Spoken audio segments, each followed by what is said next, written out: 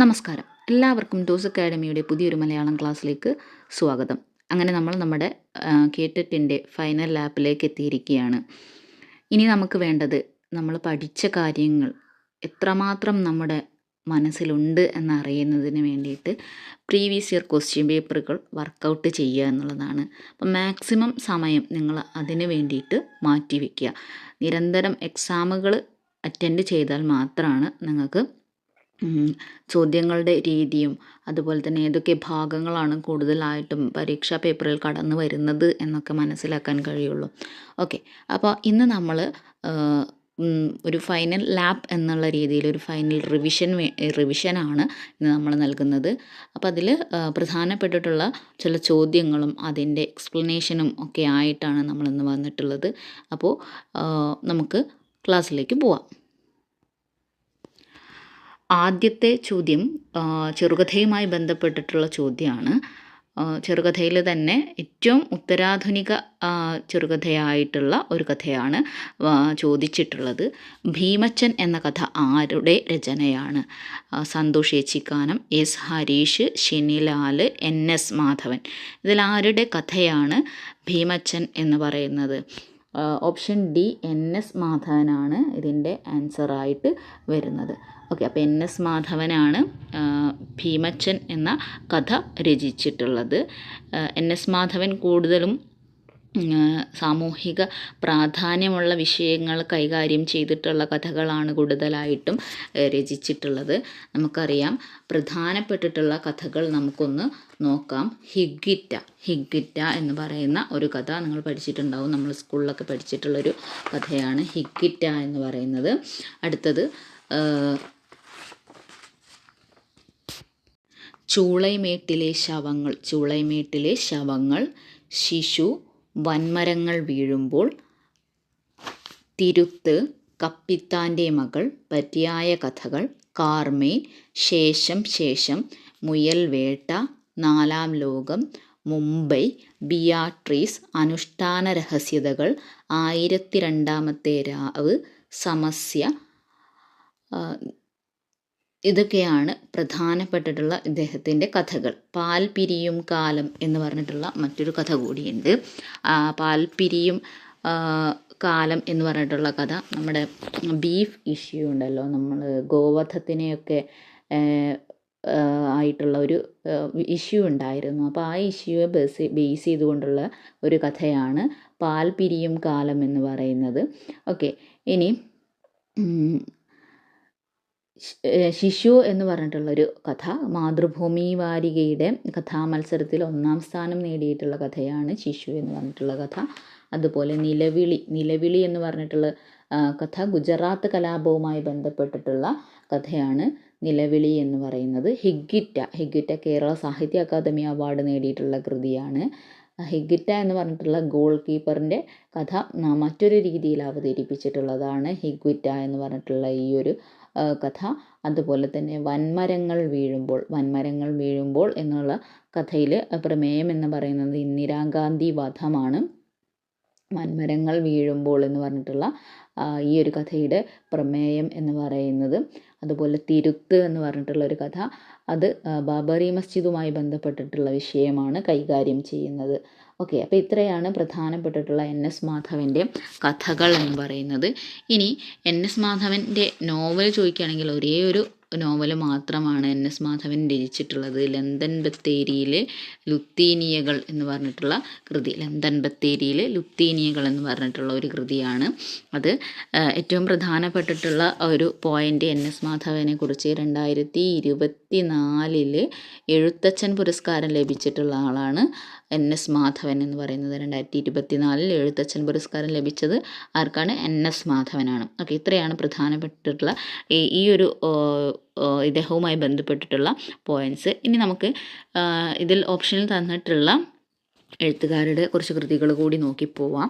സന്തോഷ് ഏച്ചിക്കാനത്തെ കുറിച്ച് പറയുമ്പോൾ നമുക്ക് എപ്പോഴും ഓർമ്മ വരുന്ന ഒരു കഥ എന്ന് പറയുന്നത് കൊമാലയാണ്. കുണ്ടൂർ വിശ്വം കഥാപാത്രമായി വരുന്ന കൊമാല. കഥാപാത്രങ്ങളും പങ്കെടുത്തവരും ബിരിയാണി, ഒറ്റവാതിൽ, പന്തിഭോജനം, പരുന്ത്, നരനായും പറവയായും, ഒരു ചിത്രകഥയിലെ നായാട്ടുകാർ, ചരിഞ്ഞ സുഷിരങ്ങൾ, കുമ്പളപ്പൂവുകൾ, ക്രീഡാലോലം, ഉച്ച, ഒരാൾ കണ്ണാടി, ഒരാൾ കണ്ണാടി, സിംഗപ്പൂർ ഖനനം, ദിനോസറിൻ്റെ മുട്ട, അഭയാർത്ഥികളുടെ നേരം, നിലാവിൻ്റെ മക്കൾ, ശ്വാസം, മലബാർ വിസ്ലിംഗ് ത്രഷ്, റോഡിൽ പാലിക്കേണ്ട നിയമങ്ങൾ എന്നിവയാണ് പ്രധാനപ്പെട്ടിട്ടുള്ള കഥകൾ. അതിൽ റോഡിൽ പാലിക്കേണ്ട നിയമങ്ങൾ എന്ന് പറഞ്ഞിട്ടുള്ള കൃതിയുടെ പ്രമേയം എന്ന് പറയുന്നത് കുടുംബജീവിതത്തിൻ്റെ താളപ്പിഴകളാണ്. കമ്മ്യൂണിസ്റ്റ് പ്രസ്ഥാനത്തെ പരിഹസിക്കുന്ന കഥയാണ് ശ്വാസം എന്ന് പറയുന്നത്. ഓക്കെ, ഇനി ഇദ്ദേഹം കുറച്ച് തിരക്കഥകൾ കൂടി എഴുതിയിട്ടുണ്ട്. അതുകൂടി നമുക്കൊന്ന് നോക്കാം. അന്നയും റസൂലും, ഞാൻ സ്റ്റീവ് ലോപ്പസ്, ഇടുക്കി ഗോൾഡ്, ചന്ദ്രേട്ടൻ എവിടെയാ, ഇത്രയും സിനിമകളുടെ തിരക്കഥ എഴുതിയതും സന്തോഷ് ഏച്ചിക്കാനമാണ്. ഓക്കെ, അടുത്തത് എസ് ഹരീഷാണ് അടുത്തത് വരുന്നത്. എസ് ഹരീഷിൻ്റെ ഏറ്റവും പ്രധാനപ്പെട്ടിട്ടുള്ള ഒരു നോവൽ ചോദിക്കുകയാണെങ്കിൽ നമുക്കറിയാം മീശയാണ് എന്ന്. പ്രധാനപ്പെട്ടിട്ടുള്ള കഥകൾ നോക്കാം.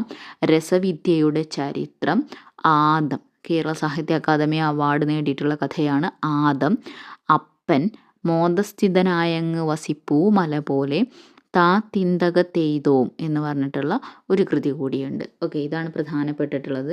ഷിനിലാലിൻ്റെ ഏറ്റവും പ്രധാനപ്പെട്ടിട്ടുള്ള കൃതിയാണ് സമ്പർക്കക്രാന്തി ഏറ്റവും പ്രധാനപ്പെട്ടിട്ടുള്ളൊരു കൃതിയാണ്. കേരള സാഹിത്യ അക്കാദമി അവാർഡ് ലഭിച്ചിട്ടുള്ള ഒരു കൃതി. ഓക്കെ, അടുത്ത ചോദ്യത്തിലേക്ക് പോവാം. അടുത്ത ചോദ്യം സാഹിത്യ സിദ്ധാന്തവുമായി ബന്ധപ്പെട്ടിട്ടുള്ള ചോദ്യമാണ്. നിങ്ങളോർക്ക് സാഹിത്യ സിദ്ധാന്തം അതുപോലെ തന്നെ വ്യാകരണം ഈ ഭാഗത്തിൽ നിന്നും നമുക്ക് വളരെ ഡയറക്റ്റ് ആയിട്ടുള്ള ചോദ്യങ്ങൾ മാത്രമാണ് ചോദിക്കുകയുള്ളൂ.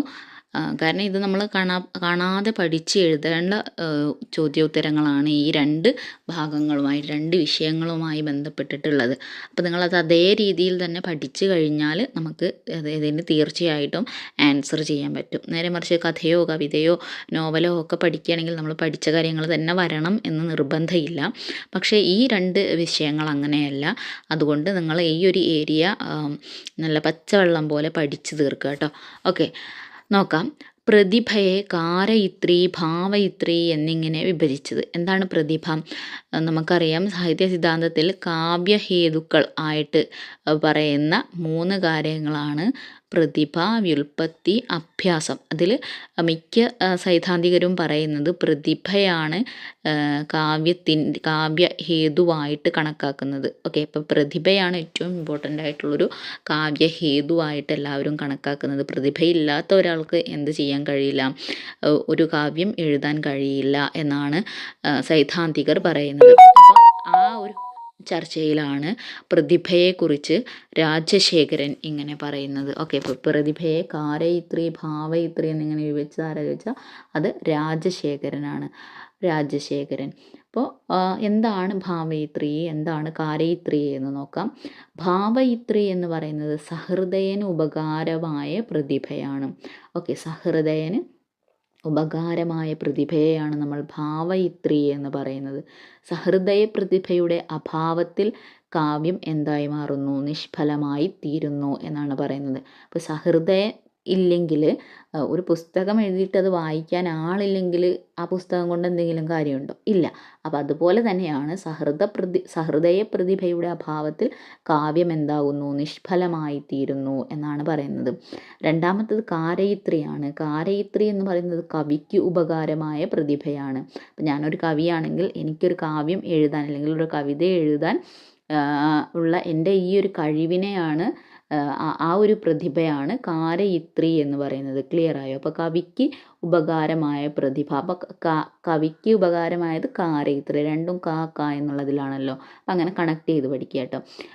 സഹൃദയന് ഉപകാരപ്രദമായത് പ്രതിഭ ഭാവയിത്രി. അപ്പോൾ ഒരു പുസ്തകം വായിച്ചു കഴിഞ്ഞാൽ അതിൻ്റെ ഭാവം ആരാണ് ഉൾക്കൊള്ളുന്നത്? വായിക്കുന്ന ആളാണല്ലേ. അപ്പോൾ ഭാവയിത്രി എന്ന് പറയുന്നത് സഹൃദയന് ഉപകാരപ്രദമായത്. അങ്ങനെയൊക്കെ ഓർത്ത് വെച്ചാലേ നമുക്കിത് കിട്ടുള്ളൂ. കവിയെ രൂപകുർവാണ കാരയിത്രി എന്നാണ് കാരയിത്രിക്ക് ഇദ്ദേഹം കൊടുക്കുന്ന നിർവചനം. ഓക്കെ, ഇനി കാരയിത്രിയെ തന്നെ 3ആയിട്ടാണ് തിരിക്കുന്നത്. കാരയിത്രി 3 വിധമാണുള്ളത്. അതിലാദ്യത്തേത് സഹജയാണ്. ആദ്യത്തേത് സഹജയാണ്. സഹജമാണ് പറഞ്ഞാൽ നമുക്ക് ഓൾറെഡി ഉള്ളതാണ് എന്നാണ് അർത്ഥം അല്ലേ. ആ സഹജം എന്ന് പറഞ്ഞിട്ടുള്ള വാക്കിൻ്റെ അർത്ഥം അതാണ്.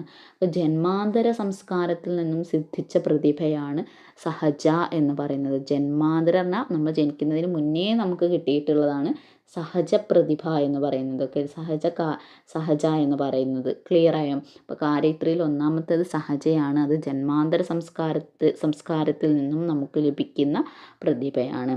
രണ്ടാമത്തേത് ആഹാര്യയാണ്. ആഹാര്യ എന്ന് പറയുന്നത് നമ്മുടെ ഈ ജന്മത്തിലെ സംസ്കാരം വഴി കൈവന്ന പ്രതിഭയാണ്. ഈ ജന്മത്തിൽ നമുക്ക് നമുക്ക് നേടാൻ പറ്റുന്നതിനെയാണ് എന്ത് പറയുന്നത്? ആഹാര്യ എന്ന് പറയുന്നത്. അടുത്തത് ഔപദേശികി പേരിൽ നിന്ന് തന്നെ കിട്ടും. ഉപദേശങ്ങളിലൂടെ നമുക്ക് കിട്ടുന്നത്. മന്ത്രതന്ത്രങ്ങളിൽ നിന്നും ഗുരുപദേശങ്ങളിൽ നിന്നും ലഭിക്കുന്ന പ്രതിഭ. അതായത് മറ്റൊരാൾ നമുക്ക് പഠിപ്പിച്ച് തരും. ഇപ്പോൾ നമ്മൾ ചിത്രം വരയ്ക്കാൻ നമുക്ക് ചെറിയൊരു കഴിവുണ്ടെങ്കിൽ നമ്മൾ എന്ത് ചെയ്യും? ചിത്രം പഠിക്കാൻ പോകുമല്ലേ. അപ്പോൾ നമുക്ക് അവിടുത്തെ സാറ് പറഞ്ഞു തരുന്നത്. അപ്പോൾ അതെന്താണ്? ഗുരു ഉപദേശത്തിലൂടെ നമുക്ക് ലഭിക്കുന്നത്. അപ്പോൾ അങ്ങനെയുള്ള പ്രതിഭയാണ് ഔപദേശികി എന്ന് പറയുന്നത്. ക്ലിയർ ആയോ? അപ്പോൾ ഭാവയിത്രി, കാരയിത്രി എന്ന പ്രതിഭയെ രണ്ടായി തിരിച്ചത് രാജശേഖരൻ. അതിൽ കാരയിത്രിയെ വീണ്ടും മൂന്നായിട്ട് തിരിക്കുന്നുണ്ട്. സഹജ, ആഹാര്യ, ഔപദേശികി. ഓക്കെ, ക്ലിയർ ആയി എന്ന് വിചാരിക്കുന്നു. അടുത്തത് വ്യാകരണവുമായി ബന്ധപ്പെട്ടിട്ടുള്ള ഒരു ചോദ്യമാണ്. വാചകത്വം നഷ്ടപ്പെട്ട് ദ്യോതകമായ ശബ്ദം ഏത്? വാചകത്വം നഷ്ടപ്പെട്ട് ദ്യോതകമായിട്ടുള്ള ശബ്ദം. ഓക്കെ, അപ്പോൾ അവ്യയം, നിപാതം, ഘടകം, നികീർണ കർത്തൃകം. ഏതാണ് ഇതിൻ്റെ ഉത്തരം? അവ്യയമാണ് ഇതിൻ്റെ ഉത്തരമായിട്ട് വരുന്നത്. അപ്പോൾ നമ്മൾ പഠനം തുടങ്ങുന്നത് ശബ്ദത്തിൽ നിന്നാണ്. ശബ്ദത്തെ രണ്ടായിട്ടാണ് തിരിക്കുന്നത്. വാചകമെന്നും ദ്യോതകമെന്നും. ഇതിൽ ദ്യോതകത്തിൽ പെടുന്ന രണ്ടെണ്ണമാണ്. ദ്യോതകത്തെ നമ്മൾ രണ്ടായിട്ട് തിരിക്കുന്നുണ്ട്. അതിലാദ്യത്തേത് നിപാതവും രണ്ടാമത്തേത് അവ്യയവുമാണ്. അവ്യയം. അപ്പം സാമാന്യമായിട്ട് ദ്യോതകം എന്ന് പറഞ്ഞാൽ എന്താണ്? തനിയെ നിന്നാൽ അർത്ഥമില്ലാത്തതും മറ്റു പദങ്ങളോട് ചേരുമ്പോൾ പൂർണ്ണമായിട്ടുള്ള അർത്ഥം ലഭിക്കുന്നവയുമാണ് ദ്യോതകങ്ങൾ എന്ന് പറയുന്നത്. ഓക്കെ, അപ്പോൾ തനിയെ നിന്നാൽ അർത്ഥമില്ലാത്തവയും മറ്റു പദങ്ങളോട് ചേർന്ന് നിൽക്കുമ്പോൾ പൂർണ്ണമായിട്ട് അർത്ഥം ലഭിക്കുന്നതുമായിട്ടുള്ളതിനെയാണ് ദ്യോതകങ്ങൾ എന്ന് പറയുന്നത്. സ്വന്തമായിട്ട് ഒരർത്ഥത്തെ കുറിക്കാതെ എന്ത് ചെയ്യുന്നു? രണ്ട് പദങ്ങൾ തമ്മിലുള്ള സംബന്ധത്തെ കാണിക്കുന്നതാണ് ദ്യോതകങ്ങൾ എന്ന് പറയുന്നത്. അതാണ് ആ രണ്ട് ദ്യോതകങ്ങളാണ് നിപാതവും അവ്യയവും. അതിൽ നിപാതം എന്ന് പറഞ്ഞാൽ പ്രകൃത്യാ തന്നെ ദ്യോതകമല്ല. അത് ഉണ്ടായ കാലം മുതലേ എന്താണ്? ദ്യോതകമായിട്ടാണ് ഉണ്ടായത്. അപ്പോൾ ഞാൻ പറയാണ്, സീതയും രാമനും സഹപാഠികളാണ് എന്ന് പറയാണ്. അപ്പോൾ അവിടെ എന്നുള്ളത് സീതയെയും രാമനെയും കൂട്ടിച്ചേർക്കാൻ വേണ്ടിയിട്ട് നമ്മൾ എന്നുള്ളൊരു പ്രത്യയം ചേർക്കുന്നുണ്ട്. അപ്പോൾ സീത, മീന തുടങ്ങിയ രാമൻ തുടങ്ങിയ സംജ്ഞകൾ പറഞ്ഞാൽ ഈ പേരുകളെ ബന്ധിപ്പിക്കാൻ വേണ്ടിയിട്ട് നമ്മൾ ചേർക്കുന്നതാണ് എന്നുള്ളത്. അതിന് എന്ന് പറയുമ്പോൾ എന്ന് മാത്രം പറയുമ്പോൾ അതിനെന്താ പ്രത്യേകമായിട്ടൊരു അർത്ഥമില്ല. എന്നാൽ സീതയും രാമനും സഹപാഠികളാണ് എന്ന ആശയം വരുമ്പോൾ എന്നുള്ളതിന് എന്തുണ്ട്? ഒരു അർത്ഥം ലഭിക്കുന്നുണ്ട് അല്ലേ. അപ്പോൾ ഓ, എ എന്നിവയാണ് ഏതിൻ്റെ പ്രത്യയമായിട്ട് വരുന്നത്? നിപാതങ്ങളായിട്ട് വരുന്നത്. ഓ, എ. ഇപ്പം രാമനോ സീതയോ എന്ന് പറയുന്നത്, പിന്നെ രാമനേ കഴിയൂ എന്നൊക്കെ പറയുന്നത്. ക്ലിയർ? അപ്പോൾ ഈ മൂന്നെണ്ണമാണ് നിപാതം ആയിട്ട് വരുന്നത്. ഇനി നമുക്ക് തന്നിട്ടുള്ളത് അവ്യയമാണ്. അവ്യയം എന്നാൽ എന്താണ് എന്നുള്ളതാണ് നമുക്ക് തന്നിട്ടുള്ള ചോദ്യം. ആദ്യകാലത്ത് വാചകങ്ങളായിരുന്നവയും എന്നാൽ കാലക്രമത്തിൽ അതിൻ്റെ വാചകത്വം നഷ്ടപ്പെട്ട് ദ്യോതകമായി തീരുകയും ചെയ്തിട്ടുള്ളതിനെയാണ് നമ്മൾ എന്ത് പറയുന്നത്? അവ്യയം എന്ന് പറയുന്നത്. ഓക്കെ, അപ്പോൾ ആദ്യകാലത്ത് വാചകങ്ങളായിരുന്ന ചില പദങ്ങൾ എന്ത് ചെയ്യും? ദ്യോതകമായിട്ട് തീർന്നിട്ടുണ്ട്. അവയുടെ ചില അക്ഷരങ്ങൾ ലോപിക്കുകയോ വിഭക്തി ചേർക്കാതെ വരികയോ ചെയ്തിട്ടാണ് എന്ത് സംഭവിക്കുന്നത്? അവയ്ക്ക് വാചകത്വം നഷ്ടപ്പെടുന്നത്. അപ്പോൾ ഈ പദങ്ങളെയാണ് അവ്യയം എന്ന് പറയുന്നത്. അപ്പോൾ സന്ദർഭത്തിനൊത്ത് വാചകമായിട്ടോ ദ്യോതകമായിട്ടോ നമുക്ക് എന്ത് ചെയ്യാം? ഇവയെ പ്രയോഗിക്കാം എന്നാണ് പറയുന്നത്. അതിൻ്റെ ഉദാഹരണങ്ങളാണ് പറ്റി, നിന്ന്, എന്ന്, കുറിച്ച്, അങ്ങനെ. ഇതൊക്കെ എന്താണ്? അവ്യയങ്ങളാണ്. അപ്പോൾ ഞാൻ കേരളത്തെ പറ്റി കേൾക്കാത്തവരില്ല എന്ന് പറയണം. അപ്പോൾ അവിടെ പറ്റി എന്നുള്ളത്. മരത്തിൽ നിന്ന് വീണു. അപ്പോൾ അവിടെ നിന്ന് എന്ന് പറയുന്നത്. അവർ വന്നുവെന്ന് ഞാൻ അറിഞ്ഞു. അപ്പോൾ എന്ന് എന്ന് പറയുന്നത് അവളെക്കുറിച്ച് എനിക്ക് നേരത്തെ അറിയാം. അപ്പോൾ കുറിച്ച് എന്ന് പറയുന്നത് ഇതൊക്കെ എന്താണ്? അവ്യയങ്ങളാണ്. പറ്റി, നിന്ന്, എന്ന്, കുറിച്ച് തുടങ്ങിയവയൊക്കെ എന്താണ്? ഈ ഒരു അവ്യയത്തിൽ പെടുന്നതാണ്. അപ്പോൾ നിപാതം എന്താണ്, അവ്യയം എന്താണ് എന്ന് നമ്മൾ പറഞ്ഞു. ഇനി ഘടകം എന്താണ്? എന്താണ് ഘടകം എന്ന് പറയുന്നത്? ഏതെങ്കിലും വിഭക്തിയോട് ചേർന്ന് നിന്ന് ആ വിഭക്തിയുടെ അർത്ഥത്തെ പരിഷ്കരിക്കുന്ന ദ്യോതകങ്ങളെയാണ് നമ്മൾ എന്ത് പറയുക? അത് ഘടകമാണ് കേട്ടോ. ഏതെങ്കിലും വിഭക്തിയോട് ചേർന്ന് നിന്ന് ആ വിഭക്തിയുടെ അർത്ഥത്തെ പരിഷ്കരിക്കുന്ന ദ്യോതകങ്ങളെ ഗതി എന്നാണ് പറയുന്നത്. കൊണ്ട്, നിന്ന്, വെച്ച്, ഊടെ എന്നിവയാണ് ഗതികളായിട്ട് വരുന്നത്. ഇപ്പോൾ കുട്ടിയെ കൊണ്ട് വാങ്ങിപ്പിച്ചു, പുഴയിലൂടെ സഞ്ചരിച്ചു, നാട്ടിൽ വെച്ച് കണ്ടു, പാത്രത്തിൽ നിന്നെടുത്ത വെള്ളം.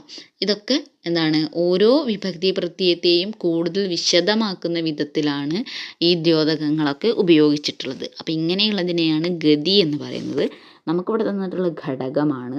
നമ്മൾ നിപാതം പറഞ്ഞില്ലേ നേരത്തെ? നിപാതം പറഞ്ഞതിന് അതേ സെയിം തന്നെയാണ് ഇവിടെയും വരുന്നത്. ഘടകം എന്ന് പറഞ്ഞാൽ സമാനമായ രണ്ട് പദങ്ങളെ അല്ലെങ്കിൽ വാക്യങ്ങളെ ബന്ധിപ്പിക്കുന്നതിന് ഉപയോഗിക്കുന്നതാണ് ഘടകം എന്ന് പറയുന്നത്. അതിൽ ഒന്നാമത്തത് എന്നുള്ളതാണ്. ഇപ്പോൾ രാമനും സീതയും, ഞാനും നീയും എന്നൊക്കെ പറയുന്നത്. ഇതിനെ എന്നുള്ളതിനെ നമ്മൾ പറയുന്നത് സമുച്ചയ നിപാതം എന്നാണ്. സമുച്ചയ നിപാതം. നിപാതം തന്നെയാണ് എന്ത്? ഘടകം എന്ന് പറയുന്നത്. ഓക്കെ. ഇനി എന്ന് പറയുന്നത് അല്ല എന്ന് പറയുന്നത് എന്ന് പറയുന്നത് ഞാനോ നീയോ അവനോ അവളോ എന്നൊക്കെ പറയുന്നത് ഇതിന് നമ്മൾ പറയുന്നത് വികൽപ്പ നിപാതം എന്നാണ്. വികൽപ്പ നിപാതം. അപ്പോൾ ഈ എന്ന് തന്നെയാണ് ഘടകമായിട്ടും നമ്മൾ ഉപയോഗിക്കുന്നത്. ക്ലിയറായി എന്ന് വിചാരിക്കുന്നു. ഇനി അടുത്തത് ഇതിൽ ഓപ്ഷനിലുള്ളത് നികീർണ കർത്തൃകമാണ്. എന്താണ് നികീർണ കർത്തൃകം എന്ന് നോക്കാം. കർത്താവിനെ മറച്ചു വെക്കുന്നതിനെയാണ് നികീർണനം എന്ന് പറയുന്നത്. അല്ലെങ്കിൽ നികീരണം ചെയ്യുക എന്ന് പറഞ്ഞാൽ മറച്ചു വെക്കുക എന്നുള്ളതാണ്.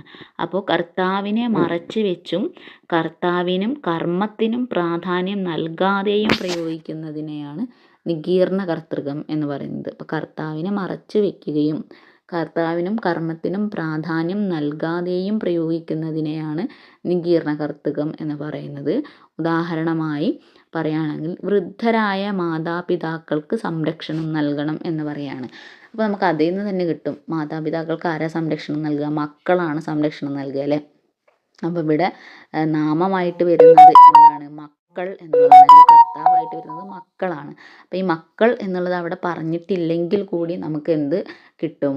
മക്കളാണ് മാതാപിതാക്കൾക്ക് സംരക്ഷണം നൽകേണ്ടത് എന്നുള്ളത് നമുക്കവിടെ കിട്ടും. Okay, clear. അപ്പോൾ കർമ്മത്തോട് ഉദ്ദേശികയുടെ പ്രത്യയമായ ചേർന്നിട്ടുണ്ട്. അതുപോലെ തന്നെ കർത്താവിനെ മറച്ചു വെച്ചിരിക്കുകയും ചെയ്തിട്ടുണ്ട്. അങ്ങനെയുള്ളതിനെയാണ് നികീർണ കർത്തൃകം എന്നതുകൊണ്ട് ഉദ്ദേശിക്കുന്നത്. ക്ലിയറായോ? ഇതാണ് രണ്ടാമത്തെ ചോദ്യം വ്യാകരണവുമായി ബന്ധപ്പെട്ട്. മൂന്നാമത്തേത് അവാർഡുമായി ബന്ധപ്പെട്ടിട്ടുള്ള ചോദ്യമാണ്.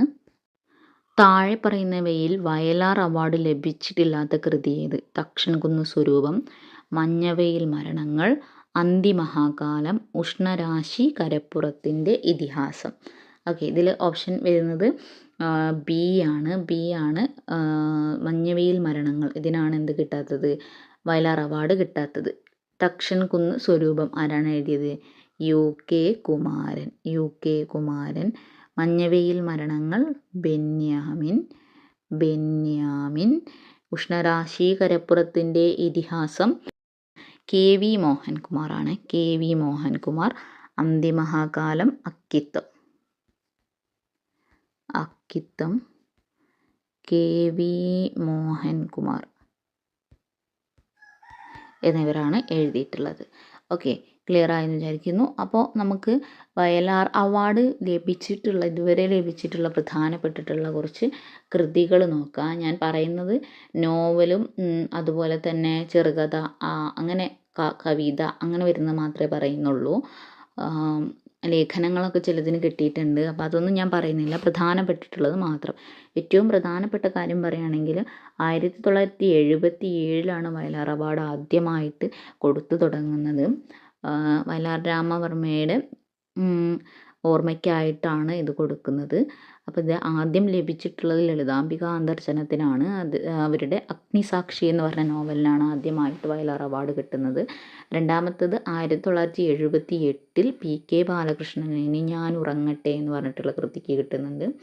79 മലയാറ്റൂർ രാമകൃഷ്ണന് യന്ത്രം എന്ന് പറഞ്ഞിട്ടുള്ള നോവലിന്. 1980 തകഴിക്ക് കയർ എന്ന് പറഞ്ഞിട്ടുള്ള നോവലിന്. 81 വൈലോപ്പിള്ളിക്ക് മകരക്കൊയ്ത്ത് എന്ന് പറഞ്ഞിട്ടുള്ള കവിതയ്ക്ക്. 82 ONVക്ക് ഉപ്പ് എന്ന് പറഞ്ഞിട്ടുള്ള കവിത. 83 വിലാസിനിക്ക് അവകാശികൾ എന്ന് പറഞ്ഞിട്ടുള്ള നോവൽ. 84 സുഗതകുമാരിക്ക് അമ്പലമണി. 85 MTക്ക് രണ്ടാമൂഴം എന്ന് പറഞ്ഞിട്ടുള്ള നോവൽ. 86 NN കക്കാടിന് സഫലമീ യാത്ര. 87 N കൃഷ്ണപിള്ള പ്രതിപാത്രം ഭാഷണഭേദം. ഇത് പറയാൻ ഇതൊരു ലേഖനമാണ്, അല്ലെങ്കിൽ നമ്മൾ നിരൂപണം എന്നൊക്കെ പറയുന്ന വിഭാഗത്തിൽ പെടുന്ന ഒരു കൃതിയാണ്. ഇമ്പോർട്ടൻ്റ് ആണ്. കാരണം എന്താണെന്ന് വെച്ചാൽ സി വി രാമൻ്റെ കൃതിയായിട്ടുള്ള മാർത്താണ്ഡവർമ്മയിലെ കഥാപാത്രങ്ങളെ, ഈ കഥാപാത്രങ്ങൾ, അതായത് സി വി രാമൻ്റെ കഥാപാത്രങ്ങളെ വിശദീകരിച്ചുകൊണ്ട് എഴുതിയിട്ടുള്ള ഒരു കൃതിയാണ് പ്രതിപാത്രം ഭാഷണഭേദം എന്ന് പറയുന്നത്. ഓക്കെ. സുകുമാർ അഴീക്കോടിന് തത്വമസി എന്ന് പറഞ്ഞിട്ടുള്ള കൃതിക്ക്. സി രാധാകൃഷ്ണന് 1990 മുൻപേ പറക്കുന്ന പക്ഷികൾ. 91 OV വിജയന് ഗുരുസാഗരം. 92 MK സാനുവിന് ചങ്ങമ്പുഴ നക്ഷത്രങ്ങളുടെ സ്നേഹഭാജനം. 93 ആനന്ദിന് മരുഭൂമികൾ ഉണ്ടാകുന്നത്. 94 K സുരേന്ദ്രന് ഗുരു എന്ന് പറഞ്ഞിട്ടുള്ള നോവലിന്. 95 തിക്കോടിയന് അരങ്ങു കാണാത്ത നടൻ. 96 പെരുമ്പടവം ശ്രീധരന് ഒരു സങ്കീർത്തനം പോലെ. 97 മാധവിക്കുട്ടിക്ക് നീർമാതളം പൂത്ത കാലം. 98 S ഗുപ്തൻ നായർക്ക് സൃഷ്ടിയും സ്രഷ്ടാവും. 99 കോവിലന് തട്ടകം എന്ന് പറഞ്ഞിട്ടുള്ള നോവലിന്. 2001 പക്ഷെ ഞാനത് വായിക്കുന്നില്ല. 2001 T പത്മനാഭന് പുഴ കടന്ന മരങ്ങളുടെ ഇടയിലേക്ക് എന്ന് പറഞ്ഞിട്ടുള്ള കൃതിക്ക്. 2002 അയ്യപ്പ പണിക്കർക്ക് അയ്യപ്പ പണിക്കരുടെ കവിതകൾ എന്ന് പറഞ്ഞിട്ടുള്ള കൃതിക്ക്. 2003 M മുകുന്ദന് കേശവൻ്റെ വിലാപങ്ങൾ എന്ന് പറഞ്ഞിട്ടുള്ള കൃതിയിൽ EMS കഥാപാത്രമായി വരുന്നത്. 2004 സാറ ജോസഫിന് ആലാഹയുടെ പെൺമക്കൾ. 2005 സച്ചിദാനന്ദന്, അതായത് K സച്ചിദാനന്ദന് സാക്ഷ്യങ്ങൾ എന്ന് പറഞ്ഞിട്ടുള്ള കവിത. 2006 സേതുവിന് അടയാളങ്ങൾ. 2008 MP വീരേന്ദ്രകുമാറിന് ഹൈമവത ഭൂവിൽ. പിന്നെ 2010 വിഷ്ണുനാരായണൻ നമ്പൂതിരിയുടെ ചാരുലത എന്ന് പറഞ്ഞ കവിതാ സമാഹാരം. 2011 KP രാമനുണ്ണിക്ക് ജീവിതത്തിൻ്റെ പുസ്തകം. 2012 അക്കിത്തത്തിന് അന്തിമഹാകാലം. 2012 അക്കിത്തത്തിന് അന്തിമഹാകാലം. 2013 പ്രഭാവർമ്മയ്ക്ക് ശ്യാമമാധവം എന്ന് പറഞ്ഞിട്ടുള്ള കൃതി. 2014 KR മീര ആരാച്ചാർ.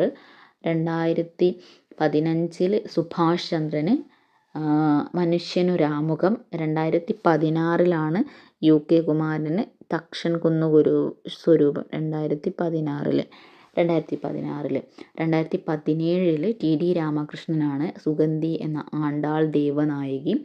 2018 KV മോഹൻകുമാറിന് ഉഷ്ണരാശി കരപ്പുറത്തിൻ്റെ ഇതിഹാസം. 2019 BJ ജെയിംസിന് നിരീശ്വരൻ. 2020 ഏഴാച്ചേരി രാമചന്ദ്രൻ ഒരു വെർജീനിയൻ വെയിൽ കാലം. 2021 ബെന്യാമിൻ്റെ മാന്തളിരിലെ 20 കമ്മ്യൂണിസ്റ്റ് വർഷങ്ങൾ. 22 S ഹരീഷിൻ്റെ മേശ. 23 ശ്രീകുമാരൻ തമ്പി ജീവിതം ഒരു പെൻഡുലം എന്ന് പറഞ്ഞിട്ടുള്ള ആത്മകഥ. 2024 അശോകൻ ചെരുവിൽ കാട്ടൂർ കടവ് എന്ന് പറഞ്ഞിട്ടുള്ള നോവൽ. ഓക്കെ. അപ്പം മിനിമം നിങ്ങൾ 2021 വരെയുള്ള എല്ലാ അവാർഡ്സുകളും നോക്കി പോകണം. അതുപോലെ വയലാർ അവാർഡ് മാത്രമല്ല, കേന്ദ്ര സാഹിത്യ അക്കാദമി, കേരള സാഹിത്യ അക്കാദമി, വള്ളത്തോൾ എഴുത്തച്ഛൻ പുരസ്കാരം, ഇത്രയും പ്രധാനപ്പെട്ടിട്ടുള്ള അവാർഡുകളൊക്കെ നിങ്ങളൊന്ന് നോക്കി പോകണം കേട്ടോ. ഓക്കെ. അടുത്തത് ആട്ടക്കഥയുമായി ബന്ധപ്പെട്ടിട്ടുള്ള ഒരു ചോദ്യമാണ്. നളചരിതം ആട്ടക്കഥയ്ക്ക് രസിക കൗതുകം എന്ന പേരിൽ വ്യാഖ്യാനം തയ്യാറാക്കിയത് ആര്? നളചരിതം ആട്ടക്കഥയ്ക്ക് രസിക കൗതുകം എന്ന പേരിൽ വ്യാഖ്യാനം തയ്യാറാക്കിയത് ആര് എന്നുള്ളതാണ് ചോദ്യം. Option MH. Sastri, Elamkulam Kunjan Pillai, AR. Rajaraja Varma, R. Narayana Panicker. Okay, അപ്പോൾ നമുക്ക് നോക്കാം ആരാണ് ഇതിൻ്റെ ഉത്തരം. എം.എച്ച്. ശാസ്ത്രികളാണ് ഇതിൻ്റെ ആൻസറായിട്ട് വരുന്നത്. ഇതിന് അവതാരിക എഴുതിയിട്ടുള്ളത് ഉള്ളൂരാണ്. ഓക്കെ, അവതാരിക എഴുതിയത് ഉള്ളൂരാണ്. ഇനി ഇതിൽ തന്നിട്ടുള്ള ബാക്കി 3 ആളുകളും എന്ത് ചെയ്തിട്ടുണ്ട്, ഈ ഒരു കൃതിക്ക് വ്യാഖ്യാനം തയ്യാറാക്കിയിട്ടുണ്ട്. അതിൽ ഏറ്റവും പ്രശസ്തമായത് എ.ആറിൻ്റെ കാന്താര താരകം എന്ന് പറയുന്ന പേരിലുള്ള ഒരു വ്യാഖ്യാനമാണ്. എ.ആറിൻ്റെയാണ് കാന്താര താരകം എന്ന് പറയുന്നത്. ആർ. നാരായണ പണിക്കരുടേത് സഹൃദയരഞ്ജിനിയാണ് ആർ. നാരായണ പണിക്കരുടേത്. ഇളംകുളത്തിൻ്റേത് പ്രത്യേകിച്ച് പേരൊന്നുമില്ല, നളചരിത വ്യാഖ്യാനം എന്ന് തന്നെയാണ് അതിൻ്റെ പേരായിട്ട് വരുന്നത്. ഓക്കെ, ഇനി മറ്റു വ്യാഖ്യാനങ്ങൾ നോക്കാം. കൈരളി വ്യാഖ്യാനം പന്മന രാമചന്ദ്രൻ നായരാണ്.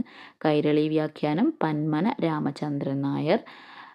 ചന്ദ്രിക വ്യാഖ്യാനം കെ.കെ. രാജ. ചന്ദ്രിക വ്യാഖ്യാനം കെ.കെ. രാജ. പദാർത്ഥ ദീപിക എ.ഡി. ഹരിശർമ്മ. പദാർത്ഥ ദീപിക എ.ഡി. ഹരിശർമ്മ. ഓക്കെ, അപ്പോൾ നളചരിതം വളരെ പ്രധാനപ്പെട്ടിട്ടുള്ള ഒരു ആട്ടക്കഥയാണ്. നമുക്കറിയാം ഉണ്ണായി വാര്യരാണ് അത് രചിച്ചിട്ടുള്ളത് എന്ന് നമുക്കറിയാം. ഇനി നളചരിതം ഇംഗ്ലീഷിലേക്ക് പരിഭാഷപ്പെടുത്തിയത് ആരാന്ന് ചോദിച്ചാൽ സുധാ ഗോപാലകൃഷ്ണനാണ്. സുധാ ഗോപാലകൃഷ്ണൻ. ഉണ്ണായി വാര്യരുടെ ജന്മദേശം ഇരിങ്ങാലക്കുടയാണ് എന്ന് നമുക്കറിയാം. നമ്പ്യാരുടെ സമകാലികനായിരുന്നു അദ്ദേഹം. നളചരിതം ആട്ടക്കഥ 4 ദിവസമാണുള്ളത്. മലയാളത്തിലെ ശാകുന്തളം എന്ന ഈ ഒരു കൃതിയെ വിശേഷിപ്പിച്ചത് മുണ്ടശ്ശേരിയാണ്, വായനശാലയിൽ എന്ന് പറഞ്ഞിട്ടുള്ള കൃതിയിൽ. ഇനി നളചരിതം ആട്ടപ്രകാരം എഴുതിയത് കലാമണ്ഡലം കൃഷ്ണൻ നായരാണ്. ആട്ടക്കഥാ സാഹിത്യത്തിലെ ഒറ്റപ്പെട്ട കൃതി എന്നാണ് ഇത് അറിയപ്പെടുന്നത്. ഓക്കെ, ആട്ടക്കഥാ സാഹിത്യത്തിലെ ഒറ്റപ്പെട്ട കൃതി എന്നറിയപ്പെടുന്ന കൃതിയാണ് നളചരിതം. പ്രധാനപ്പെട്ട കഥാപാത്രങ്ങൾ ഓർത്തു വയ്ക്കുക. നളൻ, ദമയന്തി, ഹംസം, കാട്ടാളൻ, കലി, പുഷ്കരൻ, കാർക്കോടകൻ തുടങ്ങിയവരൊക്കെയാണ് കഥാപാത്രങ്ങൾ. മഹാഭാരതം വനപർവ്വത്തിലെ നളോപാഖ്യാനമാണ് ഇതിൻ്റെ പ്രമേയം എന്ന് പറയുന്നത്. ഇനി ഇതിൽ ഒത്തിരി പദങ്ങളുണ്ട്. പദങ്ങൾ നിങ്ങളൊന്ന് ഓർത്ത് വയ്ക്കുക. മിളിതം പദയുകളെ ദികളതിയാം മാർഗിതയാലതായ എന്ന് പറയുന്ന ഒരു വരി. അർണവം തന്നിലല്ലോ നിമ്നക ചേർന്നോ ന്യായം, പാദസാനിചയം വാർന്നൊഴിഞ്ഞളവ് സേതുബന്ധനോദ്യോഗമെന്തെടോ, നമ്മെക്കൊണ്ടു പകരാം നിങ്ങൾക്കെന്തോന്നു വേണ്ടു, ഇനിയൊരടി നടന്നാൽ കിട്ടുമേ കൈക്കലെന്നും, കരണീയം ഞാനൊന്നു ചൊല്ലുവാൻ മിന്നൽ കൊടിയിറങ്ങിയ മഞ്ഞിലേ വരികയോ, കനക്കുമർത്തവും സുധ കണക്ക പദനിരയും, നലഗുണമുള്ളൊരു നവഗുണ പരിമളനെ, ശംഖമദ്ദളമംഗല ധ്വനിതങ്മുഖേഷു, ഞാൻ അറിയുമെന്നല്ല അവൻ എന്നേയും അറിയും, രത്നമെല്ലാം നിനക്കല്ലോ യജ്ഞം ദേവകൾക്കുള്ളൂ എന്നൊക്കെ തുടങ്ങുന്ന ഒത്തിരി പദങ്ങൾ പ്രധാനപ്പെട്ടുള്ള പദങ്ങൾ ഇതിലുണ്ട്. ഇനി എസ്.കെ. നായരോട് ഒരു അഭിപ്രായം നോക്കാം. നളചരിത ഭാഷ മലയാളമോ സംസ്കൃതമോ മണിപ്രവാളമോ അല്ല, എല്ലാമായ ഒന്നുമല്ലാത്ത ഉണ്ണായി ഭാഷയാണ് നളചരിതം. നാടകത്തിൻ്റെ അനുകരണമല്ല എന്നും പറഞ്ഞത് എസ്.കെ. നായരാണ്. അപ്പം നളചരിതത്തിലെ ഭാഷ എല്ലാമായ ഒന്നുമല്ലാത്ത ഉണ്ണായി ഭാഷയാണെന്ന് പറഞ്ഞത് എസ്.കെ. ആണ്. നളചരിതത്തിലെ വിചാരപദങ്ങൾ എന്ന കൃതി രചിച്ചത് പി. വേണുഗോപാലാണ്. നളചരിതം എളുപ്പത്തിൽ കവിതയുണ്ടാക്കുന്നതിന് നിർമ്മിച്ചൊരു വികൃത ഭാഷയാണെന്ന് പറഞ്ഞത് സി.പി. അച്യുതമേനോനാണ്. നളചരിത സന്ദേശം എന്ന കൃതി എഴുതിയത് അയ്മനം കൃഷ്ണക്കൈമളാണ്. നളചരിതത്തിലൂടെ എന്ന് പറഞ്ഞിട്ടുള്ള കൃതി എഴുതിയത് മാരാരാണ്. മറ്റ് ആട്ടക്കഥകളിൽ പാത്രങ്ങളില്ല, മൂശകളേ ഉള്ളൂ, വ്യക്തിത്വമുള്ള കഥാപാത്രങ്ങളെ നളചരിതത്തിൽ കാണുന്നുള്ളൂ എന്ന് പറഞ്ഞതും എം. ലീലാവതിയാണ്. രംഗകലാ പഠനങ്ങൾ എന്ന് പറഞ്ഞിട്ടുള്ള ഒരു കൃതി എഴുതിയത് അയ്യപ്പ പണിക്കരാണ്. രംഗകലാ പഠനം. അപ്പം നളചരിതവുമായി ബന്ധപ്പെട്ടിട്ടുള്ള പ്രധാനപ്പെട്ടിട്ടുള്ള പോയിൻസുകളൊക്കെ നമ്മൾ പറഞ്ഞു കഴിഞ്ഞു. കുറച്ച് അഭിപ്രായങ്ങൾ കൂടിയുണ്ട്, ഒന്ന് നോക്കാം. വിശ്വ സാഹിത്യകാരന്മാർക്ക് ആകമാനം ഭക്ത്യാദര പുരസരം പഠിത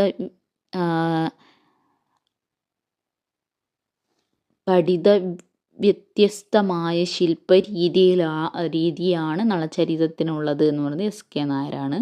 നളചരിതം നടന്മാർക്ക് ഒരു വെല്ലുവിളിയാണ് എന്ന് പറഞ്ഞത് N കൃഷ്ണപിള്ളയാണ്. അട്ടക്കഥാ സാഹിത്യത്തിലെ സമുജ്വല കാവ്യശില്പമാണ് നളചരിതം എന്ന് പറഞ്ഞത് എരുമേലിയാണ്.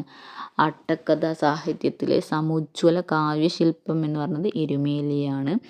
നളൻ ബാഹുകൻ. ഒരു നടൻ തന്നെ അഭിനയിക്കുന്നത് അഭിനയത്തിൻ്റെ അനന്ത സാധ്യതകൾ തുറന്നു തരുന്നു. അതായത് ഡബിൾ റോൾ അഭിനയിക്കുക. അനുകരിക്കാത്തവനും അനുകരിക്കപ്പെടാൻ കഴിയാത്തവനുമാണ് ഉണ്ണായി വാര്യർ എന്ന് പറഞ്ഞത് N കൃഷ്ണപിള്ളയാണ്. നിരർത്ഥകങ്ങളോ രസഭഞ്ജകങ്ങളോ ആയ പദങ്ങൾ നളചരിതത്തിലില്ല എന്ന് പറഞ്ഞത് ഡോക്ടർ ഗോദവർമ്മയാണ്. അർത്ഥപുഷ്ടിയും ശബ്ദപുഷ്ടിയും നളചരിതത്തിൽ പോലെ മറ്റൊരു കൃതിയിലുമില്ല എന്ന് പറഞ്ഞത് AR ആണ്. നളചരിതം നാടകം എന്ന നിലയിലാണ് പരിഗണിക്കേണ്ടത് എന്ന് പറഞ്ഞത് മുണ്ടശ്ശേരിയാണ്. ഓക്കെ, അപ്പോൾ നളചരിതവുമായി ബന്ധപ്പെട്ടിട്ടുള്ള പ്രധാന പോയിൻസുകളൊക്കെ പറഞ്ഞു കഴിഞ്ഞു. ഇനി കുട്ടികളിലുണ്ടാകുന്ന അവിചാരിതമായ പ്രതികരണങ്ങൾ രേഖപ്പെടുത്തുന്ന റെക്കോർഡ് ഏത്? സൈക്കോളജിയുമായി ബന്ധപ്പെട്ട് അല്ലെങ്കിൽ നമ്മുടെ പെഡഗോജി സെക്ഷനുമായി ബന്ധപ്പെട്ടിട്ടുള്ള ഒരു ചോദ്യമാണ്. നോക്കാം. കുട്ടികളിൽ ഉണ്ടാകുന്ന അവിചാരിതമായിട്ടുള്ള പ്രതികരണങ്ങൾ രേഖപ്പെടുത്തുന്ന റെക്കോർഡ് ഏതാണ്? ചെക്ക് ലിസ്റ്റ്, ഉപാഖ്യാന രേഖ, റേറ്റിംഗ് സ്കെയില്, സഞ്ചിത രേഖ. ഉപാഖ്യാന രേഖയാണ് അതിൻ്റെ ആൻസറായിട്ട് വരുന്നത്. ഉപാഖ്യാന രേഖയുടെ ഇംഗ്ലീഷ് അനഡോക്ടൽ റെക്കോർഡ് എന്നാണ്. നിങ്ങൾ ഇംഗ്ലീഷ് പഠിക്കുന്നതിനോടൊപ്പം മലയാളവും പഠിക്കണം കേട്ടോ. മലയാളം ഇംഗ്ലീഷും ഹെഡിങ്ങുകൾ ഒരേപോലെ പഠിക്കണം. ചിലപ്പോൾ നമ്മൾ പറയില്ലേ മംഗ്ലീഷാക്കി എഴുതി തരിക എന്നുള്ളത്, ആ രീതിയിൽ എഴുതി തന്നു കഴിഞ്ഞാൽ ഇതേതാണ് എന്ന് നിങ്ങൾക്ക് മലയാളം മാത്രം പഠിച്ചു പോവുകയാണെങ്കിൽ അങ്ങനെ വരുന്ന സമയത്ത് ബുദ്ധിമുട്ടാകും. അപ്പോൾ രണ്ടും നിങ്ങൾ പഠിച്ചു വയ്ക്കുക. ഉപാഖ്യാന രേഖയുടെ ഇംഗ്ലീഷാണ് അനക്ടോട്ടൽ റെക്കോർഡ് എന്ന് പറയുന്നത്. ഇതെന്താണ്? വിദ്യാർത്ഥികളുടെ പെരുമാറ്റത്തിൽ എടുത്തു പറയത്തക്ക സംഭവങ്ങളും പെരുമാറ്റ രീതികളും രേഖപ്പെടുത്തുന്നതിനെയാണ് ഉപാഖ്യാന രേഖ എന്ന് പറയുന്നത്. ഓക്കെ, അപ്പം കുട്ടികളുടെ പെരുമാറ്റത്തിൽ എടുത്തു പറയത്തക്ക രീതിയിലുള്ള എന്തെങ്കിലും സംഭവങ്ങളോ പെരുമാറ്റങ്ങളോ ഉണ്ടാകുമ്പോൾ അത് രേഖപ്പെടുത്തി വയ്ക്കാനുള്ള റെക്കോർഡാണ് ഉപാഖ്യാന രേഖ എന്നതുകൊണ്ട് ഉദ്ദേശിക്കുന്നത്. അപ്പോൾ ഇത് വിദ്യാർത്ഥിയുടെ വിവിധ വളർച്ചാ ഘട്ടങ്ങളിലുള്ള സംഭവങ്ങളാണ് ഈ ഉപാഖ്യാന രേഖകളിൽ ഉൾപ്പെടുത്തുന്നത്. ഓരോ സംഭവവും പ്രത്യേകമായിട്ട് ഇതിൽ രേഖപ്പെടുത്തും. ഒരു സംഭവം എങ്ങനെ എപ്പോൾ നടന്നു എന്നതിൻ്റെ വസ്തുതാപരമായിട്ടുള്ളൊരു വിശദീകരണം ഉപാഖ്യാന രേഖയിൽ കാണാം. അതായത് എപ്പോഴാണ്, എവിടെ വെച്ചാണ്, ഏത് സമയത്താണ്, അങ്ങനെയുള്ള എല്ലാ കാര്യങ്ങളും ഈ ഒരു രേഖയിൽ കാണും. വിദ്യാലയത്തിന് ഉള്ളിലെ വിവിധ സ്ഥലങ്ങളിൽ വെച്ച് വിദ്യാർത്ഥിയെ നിരീക്ഷിച്ചിട്ടാണ് അധ്യാപകർ ഇത് രേഖപ്പെടുത്തുന്നത്. അപ്പോൾ ആ വിദ്യാലയവുമായി ബന്ധപ്പെട്ട് വിദ്യാലയത്തിന് ഉള്ളിൽ ആ കുട്ടി എങ്ങനെ പെരുമാറുന്നു, ആ കുട്ടിയിൽ ഉണ്ടാകുന്ന കാര്യങ്ങളാണ്, സ്കൂളിനകത്ത് ആ കുട്ടിയിലുണ്ടാകുന്ന കാര്യങ്ങളാണ് ഈ ഒരു രേഖയിൽ ഉൾപ്പെടുത്തുന്നത്. ഓക്കെ, ഇനി എന്താണ് ചെക്ക് ലിസ്റ്റ്? ചെക്ക് ലിസ്റ്റിൻ്റെ മലയാളം പരിശോധന പട്ടിക എന്നാണ്. ചെറിയ പട്ടിക രൂപത്തിലുള്ള ഒരു മൂല്യനിർണ്ണയ ഉപാധിയാണ് ഏത്? ചെക്ക് ലിസ്റ്റ് എന്ന് പറയുന്നത്. പരിശോധിക്കേണ്ട വ്യവഹാരങ്ങൾ ഒരു വശത്തും വിദ്യാർത്ഥികളുടെ വിവരങ്ങൾ മറുവശത്തുമാണ് പട്ടികപ്പെടുത്തുന്നത്. അതായത് 2 കോളം ഉണ്ടായിരിക്കും. ഒരു കോളത്തിൽ പരിശോധിക്കേണ്ട വ്യവഹാരങ്ങൾ, എന്തൊക്കെ കാര്യങ്ങളാണ് നമുക്ക് പരിശോധിക്കേണ്ടത് എന്നുള്ളത്. രണ്ടാമത്തേൽ വിദ്യാർത്ഥികളുടെ വിവരങ്ങളുമാണ് രേഖപ്പെടുത്തുന്നത്. കൊടുത്തിരിക്കുന്ന വ്യവഹാരങ്ങൾ കുട്ടിയിൽ ഉണ്ടോ ഇല്ലയോ എന്നാണ് ഇതിൽ പരിശോധിക്കുന്നത്. ഓക്കെ, അപ്പോൾ നമ്മളിവിടെ ഓരോ എന്താണ് പരിശോധിക്കേണ്ടത് എന്നുള്ളത് ഒരു കോളത്തിൽ കൊടുക്കുന്നുണ്ട്. ആ കാര്യം കുട്ടിയിൽ ഉണ്ടോ ഇല്ലയോ എന്നുള്ളതാണ് നമ്മൾ ഇതിലൂടെ പരിശോധിക്കുന്നത്. ഓക്കെ, അടുത്തത് റേറ്റിംഗ് സ്കെയിലാണ്. റേറ്റിംഗ് സ്കെയിൽ എന്നുള്ള രീതിയിൽ തന്നെയാണ് കൊടുക്കുന്നത്. ഒരു വ്യവഹാരം, അതായത് ഒരു വ്യവഹാരം എന്ന് പറഞ്ഞാൽ ഒരു ബിഹേവിയർ കുട്ടിയിൽ ഏത് നിലവാരത്തിൽ കാണുന്നു എന്ന് പരിശോധിക്കാൻ ഉപയോഗിക്കുന്നതാണ് റേറ്റിംഗ് സ്കെയിൽ എന്ന് പറയുന്നത്. അപ്പോൾ ഒരു വ്യവഹാരം കുട്ടിയിൽ ഏത് നിലവാരത്തിൽ കാണുന്നു എന്ന് പരിശോധിക്കാൻ ഉപയോഗിക്കുന്നതാണ് റേറ്റിംഗ് സ്കെയിൽ എന്ന് പറയുന്നത്. അത് വ്യത്യസ്ത രീതിയിലുണ്ട്. സംഖ്യ റേറ്റിംഗ് സ്കെയിലുണ്ട്, ഗ്രാഫിക് റേറ്റിംഗ് സ്കെയിലുണ്ട്, താരതമ്യ റേറ്റിംഗ് സ്കെയിലുണ്ട്. അങ്ങനെ 3 രീതിയിലുള്ള റേറ്റിംഗ് സ്കെയിലുകളുണ്ട്. സംഖ്യ റേറ്റിംഗ് സ്കെയിൽ പറഞ്ഞാൽ ഒരു വ്യവഹാരത്തിൻ്റെ വ്യത്യസ്ത നിലവാരങ്ങളെ സംഖ്യകളിലൂടെ രേഖപ്പെടുത്തുന്ന തരത്തിലുള്ളതാണ് സംഖ്യ റേറ്റിംഗ് സ്കെയിൽ. ഇപ്പോൾ നമ്മൾ 1 മുതൽ 5 വരെ അല്ലെങ്കിൽ 1 മുതൽ 9 വരെ ഇങ്ങനെയൊക്കെ സംഖ്യകളിട്ടിട്ട് റേറ്റിംഗ് ചെയ്യുന്നതിനെയാണ് നമ്മൾ എന്ത് ചെയ്യുക, റേറ്റിംഗ് സ്കെയിൽ എന്ന് പറയുന്നത്, സംഖ്യ റേറ്റിംഗ് സ്കെയിൽ എന്ന് പറയുന്നത്. ഇപ്പോൾ നമ്മൾ ചില ഓൺലൈൻ ഷോപ്പിങ്ങുകളിലൊക്കെ നമ്മൾ നടത്തുന്ന സമയത്ത് സ്റ്റാറുകൾ ചോദിക്കില്ലേ, 5 സ്റ്റാർ 6 സ്റ്റാർ ഒക്കെ ചോദിക്കും. അതേപോലെ സംഖ്യാ രീതിയിലുള്ളതാണെങ്കിൽ അതിനെയാണ് സംഖ്യാ റേറ്റിംഗ് സ്കെയിൽ എന്ന് പറയുന്നത്. ഇനി ഗ്രാഫിക് റേറ്റിംഗ് സ്കെയിൽ പറഞ്ഞാൽ വ്യവഹാര ഘട്ടങ്ങളെ ഒരു രേഖയിൽ രേഖപ്പെടുത്തുന്നതാണ് ഗ്രാഫിക് റേറ്റിംഗ് സ്കെയിൽ എന്ന് പറയുന്നത്. താരതമ്യ റേറ്റിംഗ് സ്കെയിൽ പറഞ്ഞാൽ ഒരു വ്യവഹാരത്തിൻ്റെ വ്യത്യസ്ത ഗുണത്തിലുള്ള അവസ്ഥകൾ രേഖപ്പെടുത്തി അവയിൽ ഏതെങ്കിലും ഒന്ന് തിരഞ്ഞെടുക്കുന്നതാണ് താരതമ്യ റേറ്റിംഗ് സ്കെയിൽ എന്ന് പറയുന്നത്. ക്ലിയർ? ഇനി അടുത്തത് സഞ്ചിത രേഖയാണ് ഓപ്ഷനിലുള്ളത്. സഞ്ചിത രേഖ എന്ന് പറഞ്ഞാൽ ക്യുമുലേറ്റീവ് റെക്കോർഡ് എന്നാണ് ഇംഗ്ലീഷിൽ പറയുന്നത്. ഒരു കുട്ടിയുടെ വിദ്യാഭ്യാസ ഘട്ടത്തിലെ പ്രസക്തങ്ങളായ കാര്യങ്ങൾ രേഖപ്പെടുത്തുന്ന രേഖയാണിത്. അപ്പോൾ കുട്ടിയുടെ വിദ്യാഭ്യാസ ഘട്ടത്തിലെ പ്രസക്തമായ കാര്യങ്ങൾ രേഖപ്പെടുത്തുന്ന രേഖ. ഓക്കെ, അപ്പോൾ സഞ്ചിത രേഖയും ഉപാഖ്യാന രേഖയും തമ്മിൽ മാറിപ്പോകരുത്. ഉപാഖ്യാന രേഖ എന്ന് പറഞ്ഞാൽ കുട്ടിയുടെ പെരുമാറ്റത്തിലുണ്ടാകുന്ന എടുത്തു പറയത്തക്ക വല്ല സംഭവങ്ങളോ പെരുമാറ്റങ്ങളോ ആണ് അതിൽ രേഖപ്പെടുത്തുന്നത്. സഞ്ചിത രേഖ എന്ന് പറഞ്ഞാൽ ഒരു കുട്ടിയുടെ വിദ്യാഭ്യാസ ഘട്ടത്തിലെ പ്രസക്തങ്ങളായിട്ടുള്ള കാര്യങ്ങൾ രേഖപ്പെടുത്തുന്ന രേഖയാണിത്. മാറി വരുന്ന അധ്യാപകർക്ക് കുട്ടിയെ വിലയിരുത്തി പുതിയ വിവരങ്ങൾ രേഖപ്പെടുത്താനും ഇതിലൂടെ സാധിക്കുന്നു. അപ്പോൾ ഒരു കുട്ടി 1 മുതൽ 10 വരെ ഒരു സ്കൂളിൽ പഠിക്കുകയാണെങ്കിൽ ഈ റെക്കോർഡ് എപ്പോഴും ഉണ്ടായിരിക്കും. അപ്പോൾ ഒന്നാം ക്ലാസ്സിൽ കഴിഞ്ഞു കഴിഞ്ഞാൽ ഈ റെക്കോർഡ് 2ാം ക്ലാസ്സിലെ അധ്യാപികയ്ക്ക് കൈമാറും. ആ രീതിയിലാണ് ഇത് വരുന്നത്. ഓക്കെ, അപ്പം മൂല്യനിർണ്ണയ സാമഗ്രികളും തന്ത്രങ്ങളുമാണ് ഇപ്പോൾ നമ്മൾ പറഞ്ഞിട്ടുള്ളത്. ചെക്ക് ലിസ്റ്റ്, ഉപാഖ്യാന രേഖ, റേറ്റിംഗ് സ്കെയിൽ, സഞ്ചിത രേഖ. ഇനി ഇതിൽ ഉൾപ്പെടുന്ന 2 എണ്ണം കൂടിയുണ്ട്. അതിലൊന്നാമത്തത് ചോദ്യാവലിയാണ്, മറ്റൊന്നാട്ടോ. ചോദ്യാവലിയാണ് നമുക്കറിയാം വ്യവഹാരവുമായി ബന്ധപ്പെട്ട നിലവാരമുള്ള ഒരു കൂട്ടം ചോദ്യങ്ങളാണ് ചോദ്യാവലിയിൽ ഉണ്ടാവുക. കുറേ പേർക്ക് ഒരേ സമയം ഉപയോഗിക്കാവുന്ന ചെലവ് കുറഞ്ഞ ഒരു ഉപകരണമാണ് ചോദ്യാവലി എന്ന് പറയുന്നത്. അടുത്തത് ടെസ്റ്റാണ്. ടെസ്റ്റ് പറഞ്ഞാൽ ശോധകങ്ങൾ എന്നാണ് മലയാളത്തിൽ പറയുന്നത്. ടെസ്റ്റ് നമുക്കറിയാം, നമ്മൾ എഴുതുന്നതുണ്ട്, അതുപോലെ തന്നെ വാചികമായിട്ടുള്ളതുണ്ട്. ഓറൽ ടെസ്റ്റും ഉണ്ട്, റിട്ടൺ ടെസ്റ്റും ഉണ്ട് അല്ലേ. അതായത് റിട്ടൺ ടെസ്റ്റ് പറഞ്ഞാൽ നമ്മൾ പരീക്ഷ എഴുതുന്നതൊക്കെ ഇതിന് ഉദാഹരണമാണ്. ഓറൽ ടെസ്റ്റ് പറഞ്ഞാൽ നമ്മൾ വൈവ നടത്തില്ല, അതൊക്കെ ഇതിനൊരു ഉദാഹരണമാണ് കേട്ടോ. ഇനി ഇതിൽ ഓക്കെ, അപ്പോൾ ഇത്രയാണ് മൂല്യനിർണ്ണയ സാമഗ്രികൾ എന്ന് പറയുന്നത്. പരിശോധന പട്ടിക അഥവാ ചെക്ക് ലിസ്റ്റ്, റേറ്റിംഗ് സ്കെയിൽ, ഉപാഖ്യാന രേഖകൾ അഥവാ അനക്ടോട്ടൽ റെക്കോർഡ്, സഞ്ചിത രേഖ അഥവാ ക്യുമുലേറ്റീവ് റെക്കോർഡ്, ചോദ്യാവലി ക്വസ്റ്റ്യനയർ, ശോധകങ്ങൾ ടെസ്റ്റ്. ഓക്കെ, അപ്പോൾ ലിഖിത ശോധകങ്ങൾ റിട്ടൺ ടെസ്റ്റ്, വാചിക ശോധകങ്ങൾ ഓറൽ ടെസ്റ്റ്, നിർവഹണ ശോധകങ്ങൾ പെർഫോമൻസ് ടെസ്റ്റ്. ഇങ്ങനെ 3 തരം ടെസ്റ്റുകളാണ് ഉള്ളത്. ക്ലിയർ? അടുത്തത് സൈക്കോളജിയുമായി ബന്ധപ്പെട്ടിട്ടുള്ള ഒരു ചോദ്യമാണ്. പടിപടിയായി സ്വത്വസാക്ഷാത്കാരത്തിലേക്ക് നയിക്കുന്ന വ്യക്തിത്വ വികാസത്തിൻ്റെ ഘട്ടങ്ങൾ അവതരിപ്പിച്ച മനഃശാസ്ത്രജ്ഞൻ ആര്? Abraham Maslow, Milton Friedman, Jefferson. Abraham Maslow, call Rogers, Milton Friedman, Jefferson. Okay, ആരാണ് ഇതിൻ്റെ ആൻസറായിട്ട് വരുന്നത്? എബ്രഹാം മാസ്ലോ ആണ് ഇതിൻ്റെ ആൻസറായിട്ട് വരുന്നത്. നമുക്കറിയാം എബ്രഹാം മാസ്ലോയും കാൾ റോജേഴ്സും ഹ്യൂമനിസ്റ്റ് വക്താക്കളാണ്, അതായത് മാനവികതാവാദികളാണ് ഇവർ 2 പേരും.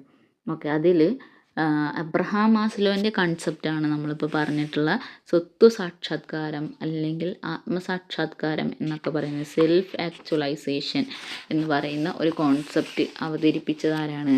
അത് എബ്രഹാം മാസ്ലോയാണ്. നമ്മൾ മുമ്പൊരു ക്ലാസ്സിൽ പറഞ്ഞിട്ടുണ്ടെന്ന് തോന്നുന്നു. എബ്രഹാം മാസ്ലോൻ്റെ ഈ ഒരു ശ്രേണീകരണം നമ്മളിങ്ങനെയൊക്കെ വരച്ചിട്ട് പറഞ്ഞിട്ടുണ്ടായിരുന്നു. അതിൽ സ്വത്വാവിഷ്കാര സിദ്ധാന്തം എന്ന് പറയാം. അതിലേറ്റവും താഴെ തട്ടിലുള്ളത് ശാരീരിക ആവശ്യങ്ങളാണ്, ഫിസിയോളജിക്കൽ നീഡ്സ്. ഫിസിയോളജിക്കൽ നീഡ്സിൽ ഉൾപ്പെടുന്നത് എന്തൊക്കെയാണ്? വായു, സൂര്യപ്രകാശം, പോഷകാഹാരം, കായിക പ്രവർത്തനം, വിശ്രമം, നിദ്ര. ഇത്രയാണ് നമ്മുടെ ശാരീരിക ആവശ്യങ്ങളിൽ പെടുന്നത്. രണ്ടാമത്തെ ഘട്ടത്തിൽ വരുന്നതാണ് സുരക്ഷിതത്വവുമായി ബന്ധപ്പെട്ട ആവശ്യം അഥവാ സേഫ്റ്റി നീഡ്സ്. എന്തൊക്കെയാണ് നമ്മുടെ സേഫ്റ്റി? നമുക്ക് വേണ്ട സേഫ്റ്റികൾ എന്തൊക്കെയാണ്? സുരക്ഷകൾ എന്തൊക്കെയാണ്? ഗൃഹം, അതായത് ഒരു വീട് വേണം, ഒരു ജോലി വേണം, ചുറ്റുപാടിൽ നിന്നുള്ള സംരക്ഷണം നമുക്ക് വേണം. ഇതൊക്കെ സുരക്ഷിതവുമായി ബന്ധപ്പെട്ടിട്ടുള്ള ആവശ്യങ്ങളാണ്. ഇനി മൂന്നാമത്തേത് സ്നേഹവും തൻ്റേതെന്ന തോന്നലും, ലവ് ആൻഡ് ബിലോങ്ങിങ്സ്. എന്തൊക്കെയാണ് ഇതിൽ ഉൾപ്പെടുന്നത്? ഇഷ്ടം, ശ്രദ്ധ, പരിഗണന, കുടുംബം, വാത്സല്യം, കാരുണ്യം തുടങ്ങിയവയൊക്കെയാണ് ഇതിൽ ഉൾപ്പെടുന്നത്. ഇനി അഭിമാനവുമായി ബന്ധപ്പെട്ടിട്ടുള്ള ആവശ്യമാണ് അടുത്ത് വരുന്നത്. എസ്റ്റീം നീഡ്സ് എന്നാണ് ഇംഗ്ലീഷിൽ പറയുന്നത്. അഭിനന്ദനം, പ്രോത്സാഹനം, പ്രശംസ, ആദരവ് തുടങ്ങിയവയൊക്കെയാണ് ഇതിൽ ഉൾപ്പെടുന്നത്. ഇനി ഇതിന് ശേഷം പുതുതായിട്ട് കൂട്ടിച്ചേർക്കപ്പെട്ട രണ്ടെണ്ണമാണ് സൗന്ദര്യാത്മകവും വൈജ്ഞാനികവും. ഇവ രണ്ടും കഴിഞ്ഞിട്ടാണ് നമ്മൾ എന്തിലേക്ക് എത്തുന്നത്? സെൽഫ് ആക്ച്വലൈസേഷനിലേക്ക് എത്തുന്നത്, അഥവാ ആത്മസാക്ഷാത്കാരത്തിലേക്ക് അല്ലെങ്കിൽ സ്വത്വസാക്ഷാത്കാരത്തിലേക്ക് എത്തുന്നത്. Okay, clear. ഇനി ഏറ്റവും ഉയർന്ന തലം ഇതിൽ ഈ ഒരു സ്വത്വസാക്ഷാത്കാരത്തിൻ്റെ ഏറ്റവും ഉയർന്ന തലം ഏതാണെന്ന് ചോദിച്ചാൽ സ്വത്വസാക്ഷാത്കാരം തന്നെയാണ്, അല്ലെങ്കിൽ ആത്മസാക്ഷാത്കാരം തന്നെയാണ്. ഏറ്റവും താഴെ തട്ടിലുള്ള തലം ചോദിച്ചാൽ ശാരീരിക ആവശ്യങ്ങളാണ്. ശാരീരിക ആവശ്യം. ഇനി ശാരീരിക ആവശ്യത്തിനും സ്നേഹം, തൻ്റേതെന്ന തോന്നലും എന്നതിനും ഇടയിലുള്ള ആവശ്യം ഏതാ ചോദിച്ചാൽ സുരക്ഷിതത്വവുമായി ബന്ധപ്പെട്ടിട്ടുള്ള ആവശ്യമാണ്. ഇതിൽ ശാരീരിക ആവശ്യം, സുരക്ഷിതത്വവുമായി ബന്ധപ്പെട്ടിട്ടുള്ള ആവശ്യം, സ്നേഹം, തൻ്റേതെന്ന തോന്നൽ, അഭിമാനവുമായി ബന്ധപ്പെട്ട ആവശ്യം, സൗന്ദര്യാത്മകം, വൈജ്ഞാനികം, ഇവയെല്ലാം ചേർത്ത് നമ്മൾ വിളിക്കുന്ന പേരാണ് അഭാവ ആവശ്യങ്ങൾ. അഭാവ ആവശ്യങ്ങൾ, ഡെഫിഷ്യൻസി നീഡ് എന്ന് പറയുന്നത്. ഡെഫിഷ്യൻസി നീഡ് എന്നാണ് അതിന് പറയുന്നത്. ഇനി ആദ്യത്തെ രണ്ടെണ്ണം, അതായത് ഏറ്റവും താഴേക്കിടയിലുള്ള രണ്ടെണ്ണം, ശാരീരിക ആവശ്യവും സുരക്ഷിതത്വവുമായി ബന്ധപ്പെട്ട ആവശ്യവും ഏറ്റവും അടിസ്ഥാനപരമായിട്ടുള്ള ആവശ്യങ്ങളാണ്. ഇതിനെ ബേസിക് നീഡ്സ് എന്നാണ് വിളിക്കുന്നത്. അത് കഴിഞ്ഞിട്ട് വരുന്ന രണ്ടെണ്ണം, സ്നേഹവും തൻ്റേതെന്ന തോന്നലും അതുപോലെ തന്നെ അഭിമാനവുമായി ബന്ധപ്പെട്ട ആവശ്യം, ഇത് രണ്ടും ഏതിൽ വരുന്നു?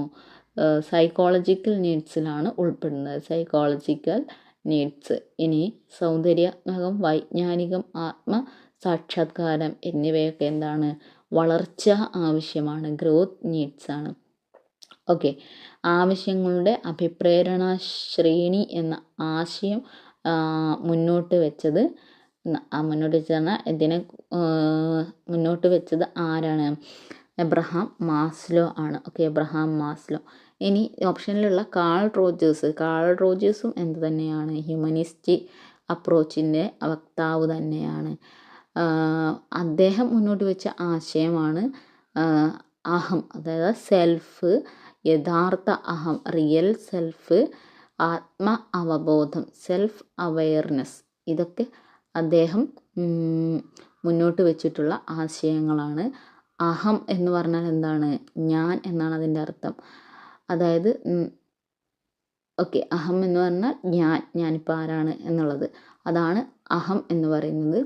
ആശയാത്മക അഹം അല്ലെങ്കിൽ ഐഡിയൽ സെൽഫ് എന്ന് പറഞ്ഞാൽ ഒരു വ്യക്തി ആരായി തീരാനാണോ ആഗ്രഹിക്കുന്നത് അതാണ് ആശയാത്മക അഹം എന്ന് പറയുന്നത്.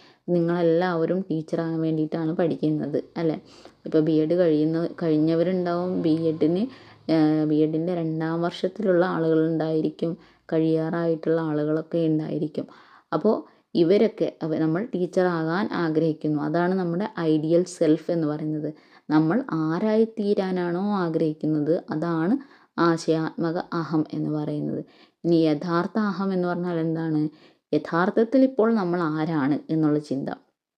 ആരാണ് നമ്മൾ? വെറും ഒരു BEd സ്റ്റുഡൻ്റാണ്, അല്ലെങ്കിൽ നമ്മളിപ്പോൾ മത്സര പരീക്ഷകളൊന്നും ജയിക്കാതെ മറ്റു പരീക്ഷകൾ, യൂണിവേഴ്സിറ്റി പരീക്ഷകളൊക്കെ വിജയിച്ചിട്ട് വെറുതെ ഇരിക്കുന്ന ഒരാളാണ് എന്നുള്ള നമ്മൾ ഇപ്പോൾ യഥാർത്ഥത്തിൽ ആരാണ് എന്നുള്ളതാണ് ഏത്?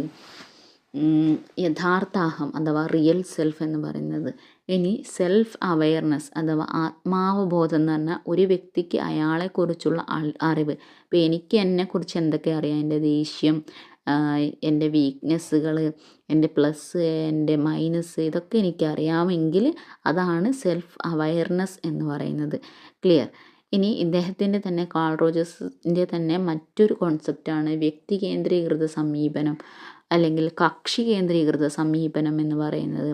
അതായത് ക്ലയൻറ്റ് സെൻറ്റേർഡ് അപ്രോച്ച് എന്നാണ് ഇതിനെ പറയുന്നത്. ക്ലയൻറ്റ് സെൻറ്റേർഡ് അല്ലെങ്കിൽ പേഴ്സണൽ സെൻറ്റേർഡ് അപ്രോച്ച് എന്നാണ് ഇതിനെ പറയുന്നത്. ഓക്കെ, അപ്പോൾ ഇത്രയാണ് നമ്മൾ നമ്മുടെ ഒരു റിവിഷനുമായി ബന്ധപ്പെട്ടിട്ട് എടുക്കുന്നത്. കുറച്ചധികം പോയിൻറ്റ്സുകൾ നിങ്ങൾക്ക് കിട്ടിയെന്ന് വിചാരിക്കുന്നു. വളരെ കുറച്ച് ചോദ്യങ്ങൾ മാത്രമാണ് നമ്മൾ ചൂസ് ചെയ്തിട്ടുള്ളത്. അതിൻ്റെ ഓപ്ഷനുകൾ എല്ലാം വിശദീകരിക്കണം എന്നുള്ളത് കൊണ്ടാണ് കുറച്ച് ചോദ്യങ്ങൾ മാത്രം എടുത്തിട്ടുള്ളത്. നമ്മളൊരു ചോദ്യമോ ഉത്തരം എന്നുള്ള രീതിയിൽ പോകുന്നതിന് പകരം ഈ രീതിയിൽ പഠിച്ചു കഴിഞ്ഞാൽ നമുക്ക് ഒത്തിരി വേഗം നമ്മുടെ സിലബസുകൾ കവർ ചെയ്യാൻ ഒക്കെ കഴിയും. ഓക്കെ, അപ്പം ഇന്നത്തെ ക്ലാസ് എല്ലാവർക്കും ഇഷ്ടമായി, ഉപകാരപ്പെട്ടു എന്ന് വിചാരിക്കുന്നു. വീണ്ടും മറ്റൊരു ക്ലാസ്സുമായിട്ട് വരാം. Thank you.